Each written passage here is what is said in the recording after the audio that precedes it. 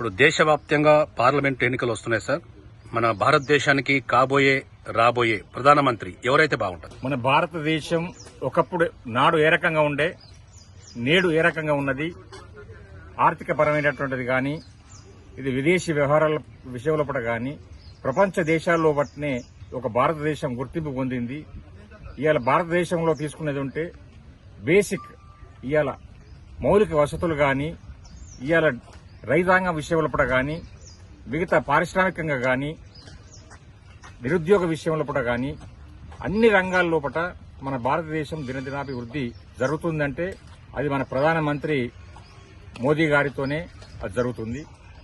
మోదీ గారు రాబోయే కాలానికి మళ్ళొక టర్మ్ ఉంటే మన భారతదేశం ప్రపంచ దేశాల్లో పట్టినే మొదటి స్థానంలో కూడా ఉంటుందని చెప్పేసి నా అభిప్రాయం.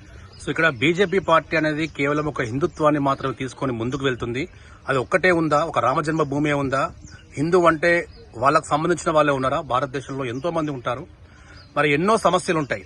కేవలం ఒకే ఒక కాన్సెప్ట్ ముందుకు పోతుంది కాబట్టి ప్రజలు మార్పు కోరుకుంటున్నారు. ప్రధానమంత్రి మారాలని చెప్పి అంటున్నారు విపక్షాలు. హిందుత్వం అనేటువంటిది ఒక మతం అనేటువంటిది కాదు, ఒక కులం కాదు, ఒకటి అది కాదు. మనది హిందూ దేశం. ఇలా భారత్ లోపల ఉన్నటువంటి హిందూ దేశం. హిందువులు రకరకాల విభిన్నమైనటువంటి కులాలున్నాయి, మతాలున్నాయి. మన భారతదేశంలో అందరినీ కలుపుకుపోయేటువంటిది, తీసుకుపోయేటువంటిదే భారతదేశం లోపల ఉన్నటువంటి హిందుత్వం. ఈ హిందుత్వం అనేటువంటిది కొంతమంది సెక్యులర్ అని చెప్పుకునేటువంటి వాళ్ళు ఈ రోజు ఏం చెప్తున్నారంటే హిందుత్వం అనేటువంటిది ఇది ఒక రామ జన్మభూమి అని, ఇదని అదని కాదు. ఇవాళ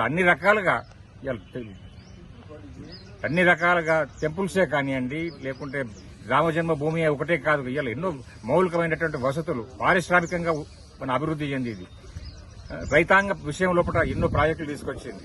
ఇవాళ ట్రాన్స్పోర్టేషన్ విషయం లోపల కొన్ని వేల లక్షల కోట్ల రూపాయలు పెట్టేసేసి భారతదేశంలో గ్రామీణ ప్రాంతాల లోపలికి మనకు రోడ్లు కానీ, ఇవాళ స్వచ్ఛ భారత్, ఇవాళ మనకు ఈ స్వచ్ఛ భారత్ ప్రధానమంత్రి మోదీ వచ్చిన తర్వాత గ్రామీణ ప్రాంతాల లోపల మహిళలకు ఎన్నో వసతులు కల్పించింది. స్వచ్ఛ భారత్ ఈ వీటి విషయం లోపల ఎన్నో రకంగా చెప్పుకుంటూ పోతే మనకు చెప్పలేనటువంటి చిన్న చిన్న విషయం కాడి నుంచి పెద్ద విషయాల వరకు కూడా తీసుకుంటూ వచ్చింది.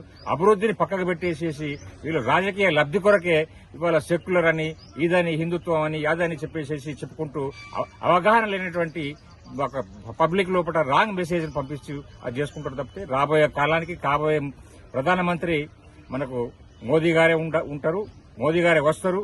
ఇలా ఒక భారతదేశం లోపల ఉన్నటువంటి అన్ని మతాల వాళ్ళు కూడా కోరుకునేది కూడా మోదీ రావాలి. ఇవాళ 370 ఆర్టికల్ కావచ్చు, ఇవాళ విదేశాంగ పాకిస్తాన్ బార్డర్ లోపల జరిగేటువంటి దానిలో ఆయన వచ్చిన దగ్గర నుంచి ఇవాళ ఒక విధ్వంసం లేదు.